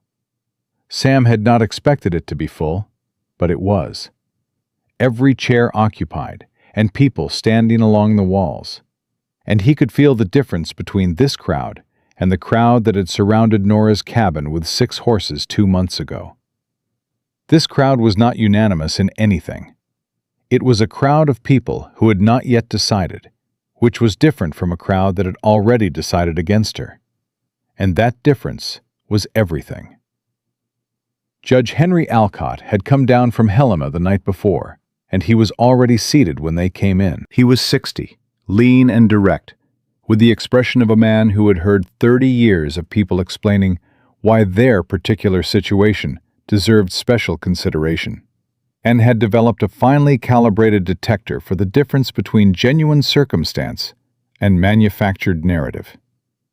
He looked at the room, looked at the table where Goss and his Cheyenne lawyer sat with Dorothy Callahan and Mrs. Harp, looked at the table where Nora sat with Weston Howard and Sam beside her, and the ledger open in front of her, and his expression gave nothing away. Goss's lawyer went first. He was good. Sam had expected him to be good, and he was. He laid out the petition carefully. The question of resources, the question of stability, the question of a woman managing a cattle property alone through a Montana winter, with an infant and a young child. He made it sound reasonable. He made Dorothy Callahan sound like a grandmother acting from love, which, to be fair, was not entirely untrue. He made Mrs. Harp sound like an objective professional observer. He spoke for 20 minutes, and when he was done, the room had the particular silence of something that has sounded credible. Then Judge Alcott said, "I understand there is a witness for the respondent?" Weston Howard stood up. He was not a dramatic man, and he did not speak dramatically. He spoke the way a county clerk speaks, which is precisely, with dates and document numbers and procedural specifics. He described the morning Nora had come into his office. He described the deed. He described the transfer process. He described Daniel Callahan's authorization letter, and the registration, and the copy he had retained. He produced the copy. He stated clearly that the transfer was properly filed, properly registered, and entirely valid. He sat down. Goss's lawyer said, "And this copy has been in your personal possession, not in the county record, for the past 2 years?" "Because the county record was incomplete when I transferred offices," Howard said. I located the original file before coming here. It was misfiled. The document I have is a true copy of that original. They match exactly." He looked at the lawyer steadily. "I can provide both if the court requires." Something shifted in Goss's lawyer's face. The recalculation was visible. Sam watched it happen.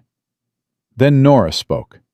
She had not asked permission, and she did not wait for it. She stood up, and she looked at Judge Alcott, and her voice when she spoke was clear and unhurried, and carried to every corner of that room. "Your Honor," she said, "I would like to show you something." She turned the ledger to the center of the table, and she opened it to the first page. "This is 26 months of accounts for the Callahan property. Every expense, every income, every repair, every purchase, every head of cattle bought and sold. I started keeping it in January of 1882, when my husband began working the mine, because I understood that if something happened, I would need to demonstrate that I was capable of managing alone." She looked at Alcott directly. "Something happened. I have been managing alone for 6 months. These accounts show that I have been managing it well." She turned to a page near the back. "This section covers October and November of this year, which is the period Mr. Goss's petition characterizes as evidence of instability. My credit was called in. My mending work was withdrawn. Both of those things happened within 2 weeks of the petition being filed." She did not look at Goss when she said this. She kept her eyes on Alcott. "I lost $40 of income in 3 months as a direct result of the uncertainty the petition created. And I am still here. My children are still fed and clothed and cared for. The stock are in good condition. The winter stores are put up." She closed the ledger and put both hands flat on it. "I have done everything right. I have always done everything right. And I have the records to show it, because I knew this day was coming, and I was not going to face it without them." The room was completely silent. Dorothy Callahan was in the second row. Sam had been aware of her the whole time, had watched her face during Howard's testimony and during Nora's, and had watched the thing moving through it that was not changing her position, but was complicating it, the way real information complicates a position you have held through grief rather than through evidence. She was looking at the ledger. Then she looked at Nora, and Nora looked back at her, not with hostility, with the direct, level gaze of a woman who has nothing left to hide, and is done pretending otherwise. Mrs. Harp leaned toward Dorothy and said something quiet. Dorothy did not respond to it. Goss's lawyer made his closing argument. It was shorter than his opening and less certain, and the room could feel the difference. He talked about the importance of extended family and the Callahan name, and the welfare of children in uncertain circumstances. And it sounded, by the end of it, like a man who was reorganizing while in motion. Then Goss himself stood up. Sam had not expected that. He sat forward slightly. Nora's hand on the table went still. Goss looked at his lawyer, and then at Alcott, and then, for a long moment, at Dorothy Callahan. Dorothy was looking at the table in front of her. She was not going to look at him. She had made a decision in the past 20 minutes, and it was in the set of her jaw and the stillness of her hands, and Goss could see it as clearly as Sam could. "Your Honor," Goss said. His voice had lost the courtroom certainty. Not collapsed, reduced, the way a fire reduces when you stop feeding it. "In light of the documentation presented today, I would like to request a brief recess to confer with my client." Alcott looked at him. "You have 2 minutes, Mr. Goss." Goss leaned down to Dorothy. Sam could not hear what he said. He could see Dorothy shake her head once, and then again, and then say something in a low voice that made Goss straighten up with the expression of a man who has just discovered that his client has changed the terms of the engagement without notifying him. Goss stood up. "Your Honor," he said, "my client wishes to withdraw the petition." The room exhaled. Nora did not move for one full moment. Then she put both hands flat on the ledger and breathed. Just breathed. The same way she had breathed on the porch step when Howard had produced the copy. Like a woman setting down something she had been carrying for so long that her arms had forgotten what it felt like to be empty. Sam put his hand on the table next to hers. Not quite touching, just present. She looked at his hand. Then she turned hers over, and her fingers closed and held on, and neither of them said a word. Alcott looked at his papers. "The petition is withdrawn. The matter of guardianship is closed.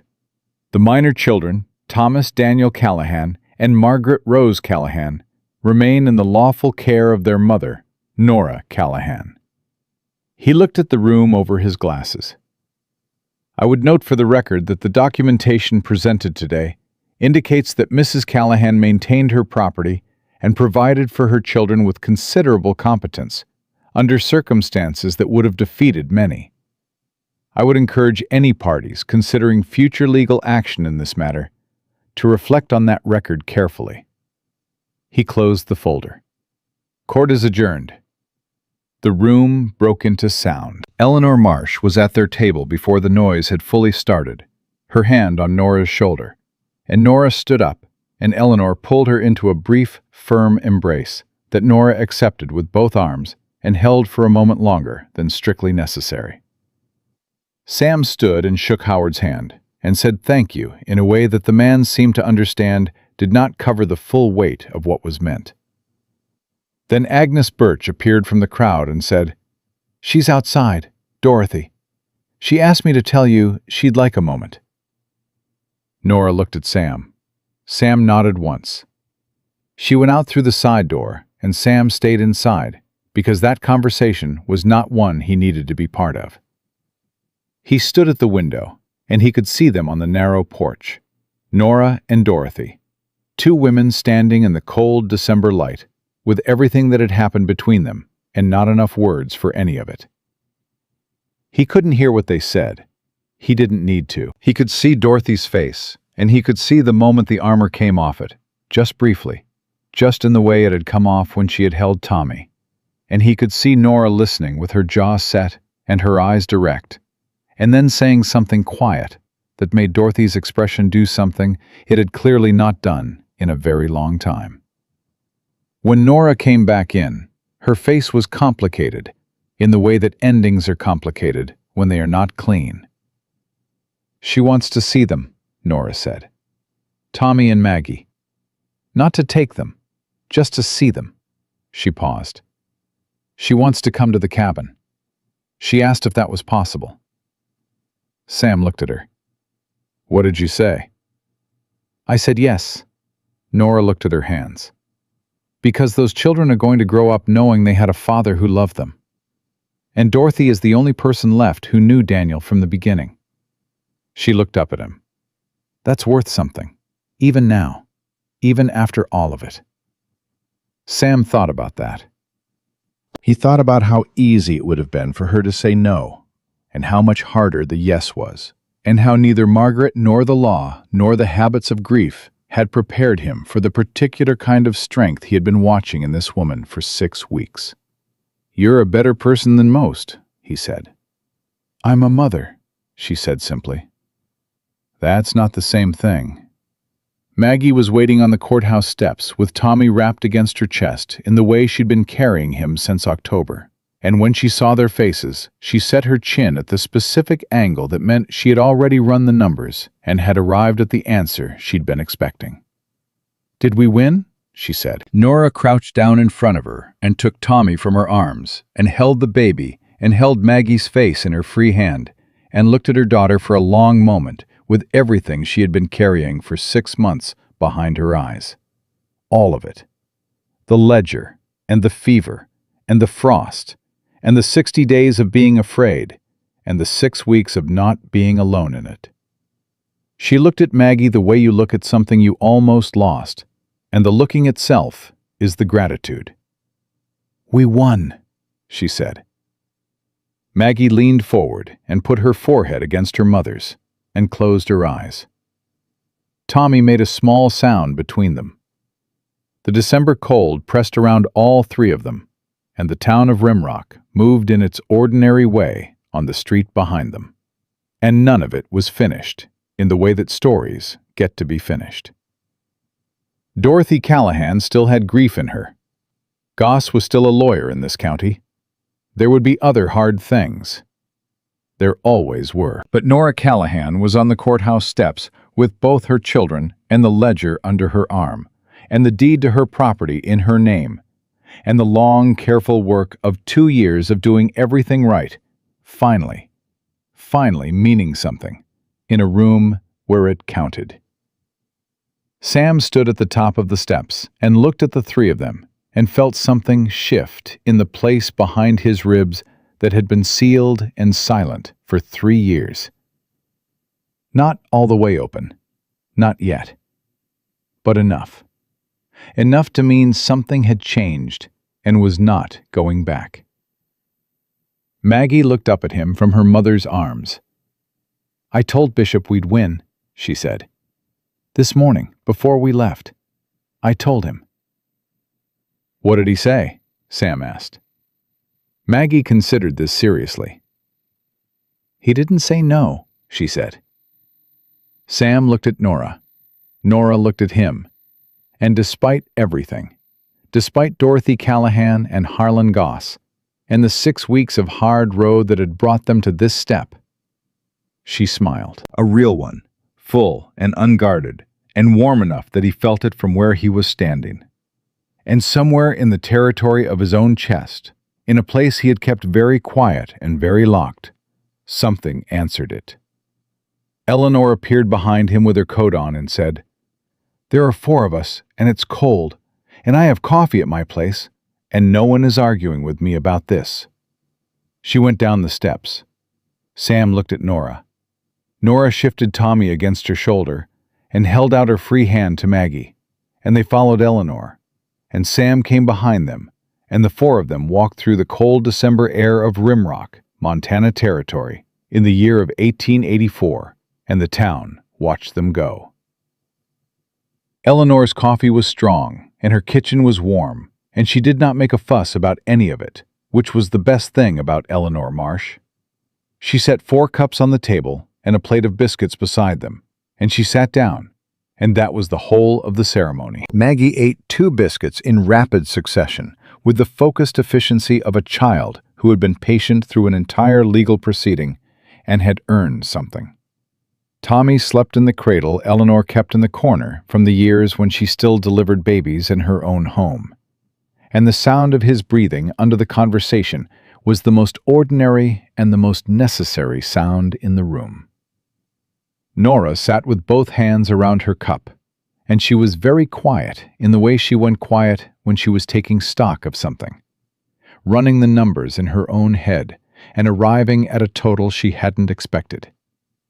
Sam sat across from her, and he didn't push her toward conversation, because he had learned in 6 weeks that Nora Callahan would arrive at the things she needed to say in her own time. And the worst thing you could do was try to hurry her there. It was Maggie who broke the quiet, as it generally was. She looked at Eleanor over her biscuit and said, "Mrs. Marsh, did you know Grandmother Callahan was going to give up?" Eleanor considered this with the seriousness it deserved. "I hope she might," she said, "when she saw the ledger." "Why the ledger?" "Because the ledger is the truth," Eleanor said, "and the truth is harder to argue with when it's written down in ink with dates and numbers. People can disagree about feelings. They can't disagree about columns that balance." Maggie absorbed this. "Mama always says, write it down." "Your mama is right about most things," Eleanor said. Maggie looked at Nora. "Are you going to cry?" "I might," Nora said. "That's all right," Maggie said, with the matter-of-fact generosity of a child who has watched her mother hold things back for 6 months and understands that what is held back too long eventually finds its own way out. You can cry. I won't mind. She paused. I might cry a little too, but only because I'm tired, not because I'm sad. Nora looked at her daughter for a long moment, with everything she had behind her eyes. And then she reached out and pulled Maggie against her side. And Maggie went willingly, and tucked her head under her mother's chin. And that was that. Sam looked at Eleanor. Eleanor looked at her coffee. Some things don't need a word put to them. They stayed an hour, and then Nora said they needed to get back. The stock needed tending. And she said it in the voice of a woman returning to her life, rather than a woman retreating from the world, which was a different thing entirely. And everyone at the table understood that. Eleanor packed up the remaining biscuits without asking, and handed the bundle to Maggie, who accepted it with dignity. At the door, Eleanor put her hand on Nora's arm and said quietly, "You did everything right. From the beginning. I want you to know I've thought that the whole time."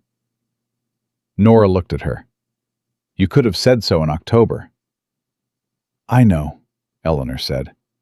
"I should have." She squeezed her arm. "I'm saying it now." Nora nodded. She went out into the December cold, and Sam followed, and they walked back to the livery for the horses. The three of them, and Tommy, bundled against Nora's chest, and Maggie held Sam's hand without asking permission, and he didn't remark on it. They rode back to the Callahan place in the afternoon light, and when they came through the gate, and Nora dismounted and stood in her own yard, with Tommy in her arms, and the cabin in front of her, and the property stretching out in every direction, with her name on the deed, she stood there for a moment, and just looked at it. She wasn't crying. She was doing something more deliberate than crying. She was seeing it. The way you see something you have been fighting so hard to keep that you forgot to actually look at it. Sam took the horses to the barn without being asked. He heard Maggie behind him telling Tommy about the hearing in considerable detail, explaining the legal proceedings to a 5-month-old with the thoroughness of someone who believes that information is important, regardless of the recipient's capacity to process it. By the time he came back, Nora had a fire built up and was at the stove, and the cabin had the particular warmth of a place that has been held on to and deserves to be held on to. She fed Tommy and put him down, and then she came back to the table and sat down and looked at Sam for a long moment before she said anything. "Goss came to see me this morning," she said, "before the hearing. I didn't tell you." Sam went still. "He came early, just after sunrise. He told me Dorothy had reconsidered. He said if I agreed to let Tommy spend summers in Billings, supervised visits through the year, he would withdraw the petition without a hearing." She looked at her hands. "He said it was the best outcome I could hope for. He said going into that courtroom was a risk I didn't have to take." "What did you say?" "I said no." She met his eyes. "I said, my son is not a negotiation." A pause. "He told me I was being proud. He told me pride was a luxury a woman in my situation couldn't afford." She looked at the ledger on the table. "He said those words to me, and I stood in my kitchen, and I thought about the 6 weeks before this morning. And I thought about you riding to Cascade County in the dark. And I thought about Weston Howard, and Eleanor Marsh, and Agnes Birch, and I thought—" She stopped. Her jaw worked. "I thought about how I almost said yes, how close I came. Because it was early in the morning, and I was tired, and I was scared, and saying yes would have made it stop." "But you didn't," Sam said. "I didn't." She looked at him. "Because of the ledger. Because every time I thought about saying yes, I thought about why I had kept it, why I had written every name down, why I had registered that deed alone, and kept the letter, and gone back to Cascade County a second time to confirm the filing, even after Goss told me it was informal. She put her hand flat on the cover. I kept all of it because I knew the truth. And you can't keep the truth that carefully and then trade it away before sunrise because someone comes to your door and tells you that pride is a luxury. Sam was quiet for a moment. Then he said, "He came this morning because he knew what Weston Howard was going to say. He'd seen us ride in yesterday. He knew the case was gone, and he came to you before you could use it, because a settlement before the hearing would have kept the whole thing out of the public record." Nora looked at him. "I know," she said. "I figured that out about an hour after he left." She paused. "I should have figured it out while he was standing in my kitchen. You were tired and scared, and it was early in the morning," Sam said. "You figured it out. That's the part that matters." She looked at him for a long moment. Then she said, "What do you want, Sam? From this? From us?" She said it plainly, without armor, without the careful distance she had worn in the early weeks. "I need you to say it in plain words, because I have been through too much to be good at reading between the lines right now." Sam looked at the woman across the table from him. He looked at her hands on the ledger, and her eyes on his face, and the fire burning behind her, and the cradle in the corner with Tommy sleeping in it, and the coat hung on the hook by the door that was Maggie's, and the sewing basket beside the window that was Nora's, and the chair he had been sitting in for 6 weeks that had started to feel, in some quiet and unannounced way, like his. "I want to stay," he said. She didn't say anything. "Not just next door, not just coming by in the mornings." He held her gaze steady. "I want to stop going back to the ranch at dark and pretending that going back is the same as going home, when it hasn't been home in 3 years. He paused. "I want to fix the hinge on the east fence that's been pulling since September. And I want to be here when Maggie asks me the next question she hasn't thought of yet. And I want to watch Tommy learn to walk in this kitchen." He didn't look away from her. "I want to be the person you come to when something is wrong, instead of the neighbor half a mile away that your daughter has to walk through the frost to find." Nora was very still. The fire settled in the stove. Tommy breathed in his cradle. "I come with a great deal of difficulty," she said finally. "I know that. I have opinions about most things, and I am not quiet about them. I've noticed. I have a daughter who will interrogate you on a daily basis about your emotional state and your personal history and what horses are feeling. I'm aware. And a son who will need a great deal." She looked at the cradle. "He'll need a man who will be consistent, who will be there in March the same way he was there in December. Maggie can manage uncertainty. She's built for it somehow. Tommy is not going to be like that. I already know it. He's going to need steady." "I can be steady," Sam said. "That's the one thing I know how to do." Nora looked at him for a long time. She looked at him the way she had looked at him in the kitchen before he'd ridden south. All the walls gone, just looking, checking that what she saw was real. And then she said the thing that had been underneath all the careful management and the deliberate distance and the 6 weeks of learning to trust a thing she had not planned on trusting. "I don't want to be something you're rescuing," she said. "I need you to understand that. I was never waiting to be rescued. I was managing. I was always managing. I know you were. Then what are you if you're not rescuing me?" He thought about it. He thought about Bishop's breathing in the dark, and the ledger under the floorboard, and a girl standing at his gate before sunrise, and the specific feeling of riding south toward Cascade County with something to ride toward for the first time in 3 years. He thought about what it had felt like to sit in this kitchen day after day and feel himself becoming a person again, rather than a shape moving through empty rooms. "I'm someone who showed up because your daughter asked me to," he said.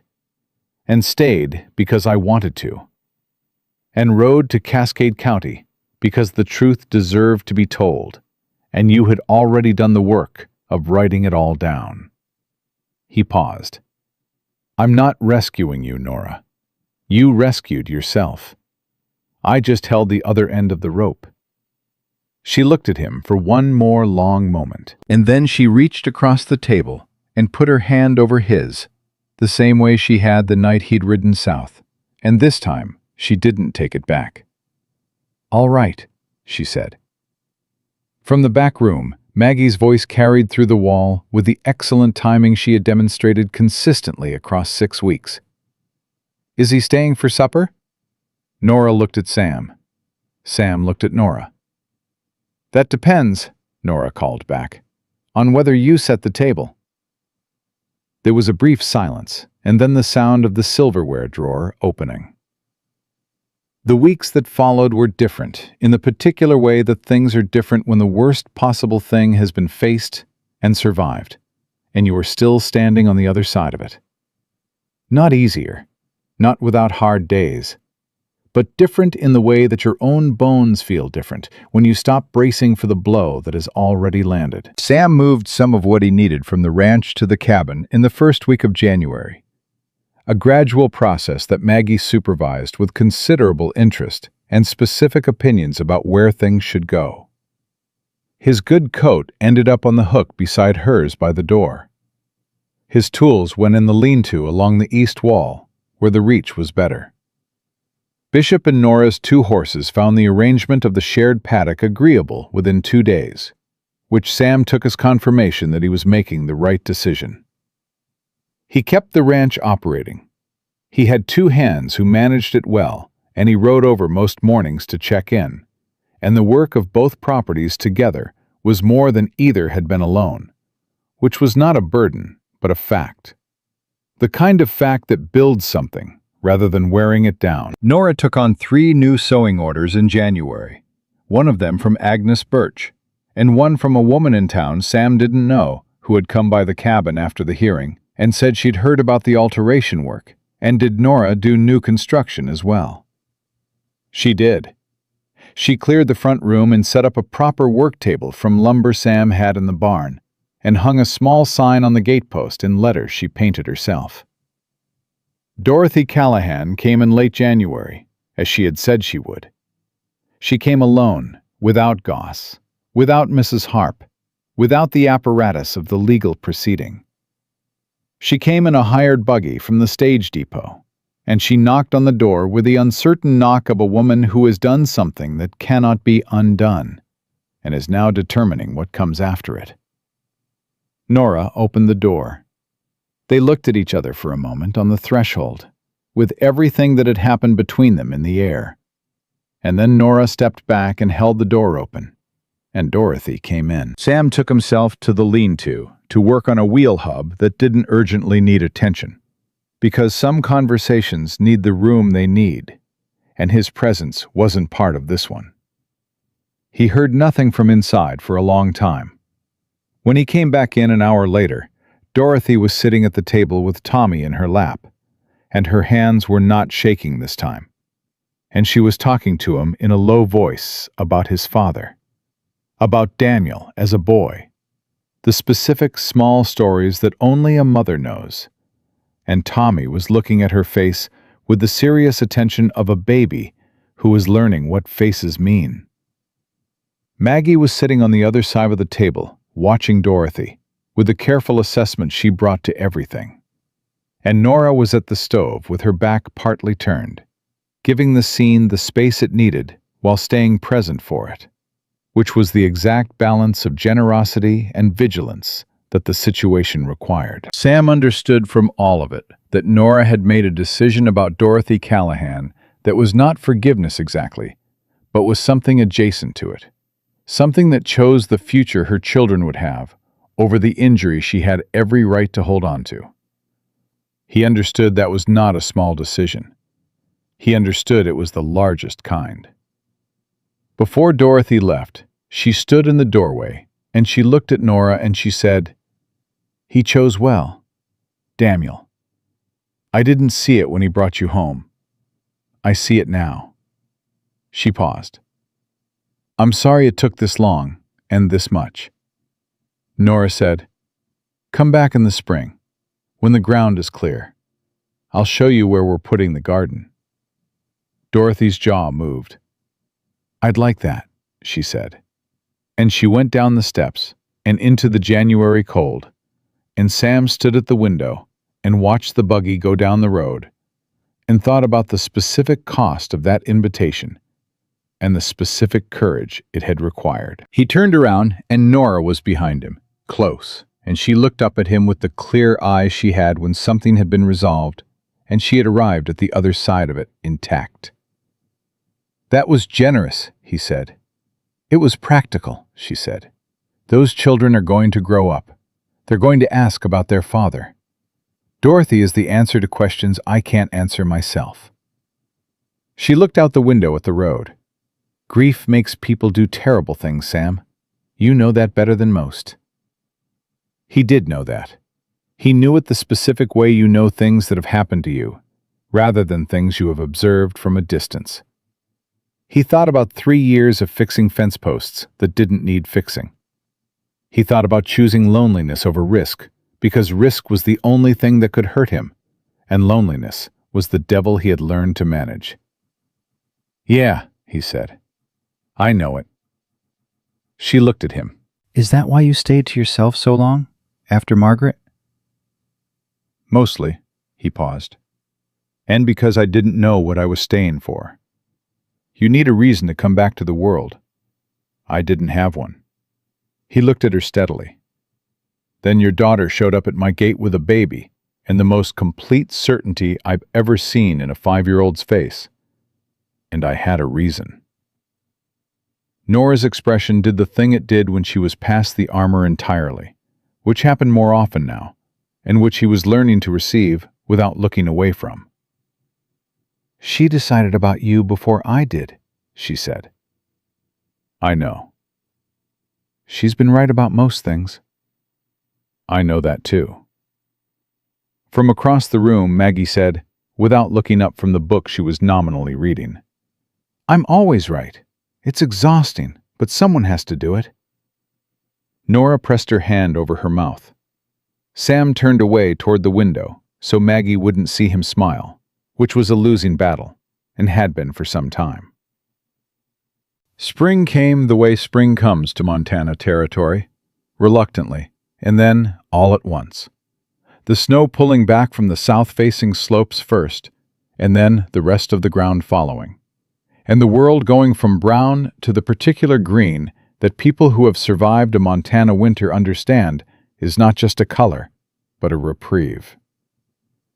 Nora's sewing orders had grown to 12 by April, and she had taken on a girl from town to help 2 days a week, a quiet 17-year-old named Ruth, who had good hands and learned quickly, and called Nora ma'am with the instinctive respect of someone who understands competence when she sees it. Tommy was pulling himself up on the furniture by March, earlier than expected, and conducting this project with the focused determination of someone who has decided that the ability to stand under his own power is the most important goal in the world, which Maggie found both admirable and inconvenient, because he kept pulling himself up on her and then looking at her with complete satisfaction when he achieved vertical.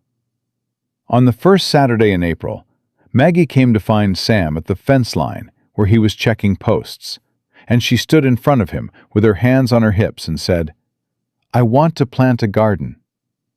"All right." "A big one, along the south wall and the east wall, and maybe also the west wall, depending on the sunlight." "That's 3 walls." "I have a lot of seeds." She met his eyes directly. "Will you help me mark it out?" He crouched down to her level. "Maggie, that's going to be a significant garden. More than one person can tend." "I know." She tilted her head. "That's why I'm asking you to help. You're going to be here, aren't you?" She said it the way she said the things she was most certain of, flat and direct. But underneath the certainty, he could hear the things she was actually asking. which was the same thing she had asked him in October in the frost at his gate. The same question she had been asking since the beginning, in every form she could think of. Are you staying? Are you really staying? Not just today, not just because we need something. Are you ours? Sam looked at the girl who had walked half a mile through the frost with her baby brother to find him, who had told him he was the kind of man who found out things for himself, who had been right about him before he had been right about himself. I'm going to be here, he said, in the spring and in the summer and in the winter after that. He held her gaze. You can plant every wall on the property. Maggie studied him for a moment, with those gray-blue eyes that had always seen more than they were supposed to. Then she nodded, once, the final nod, the one that closed the question permanently. Good, she said, because I told Tommy you'd teach him to ride when he's old enough. He can't know I promised that. He'll hold you to it, even at 2. Sam stood up. Come on, men. Let's go find your mother and mark out these walls. They walked back across the April grass together, Maggie matching her stride to his the way she had since October. And the cabin came into view with the smoke from the stove going, and the sign on the gatepost, and the sewing orders hanging in the window, and Tommy's small handprints on the glass from the morning he had discovered that glass was a surface, and surfaces were interesting. Nora came to the door when she heard them coming, and she stood in the doorway with the afternoon light behind her, and she watched them cross the yard the way she had watched them in October, with her whole face, without apology. Sam looked at her from across the yard, and she looked back at him, and between them was 6 months of hard road and 2 days of hard riding, and a fever, and a courtroom, and a ledger under a floorboard, and a woman who had written down every name because she had known the truth was worth keeping.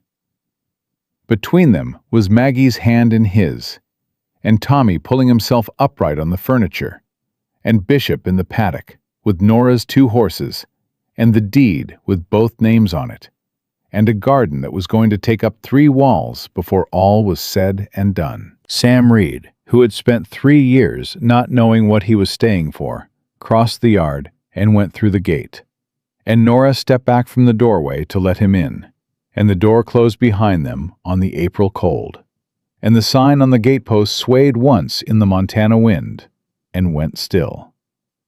He was home. Not the home he had built before, not the home he had lost and grieved and slowly, painfully stopped grieving. Something new.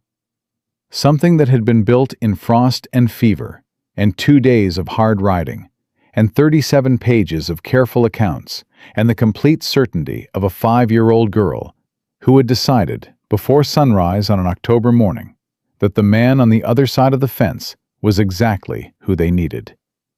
And she had been right. She had been right from the very beginning. And Samuel Reed, who had ridden through 3 years of silence to get here, had not one single doubt about that. Not anymore. Not ever again.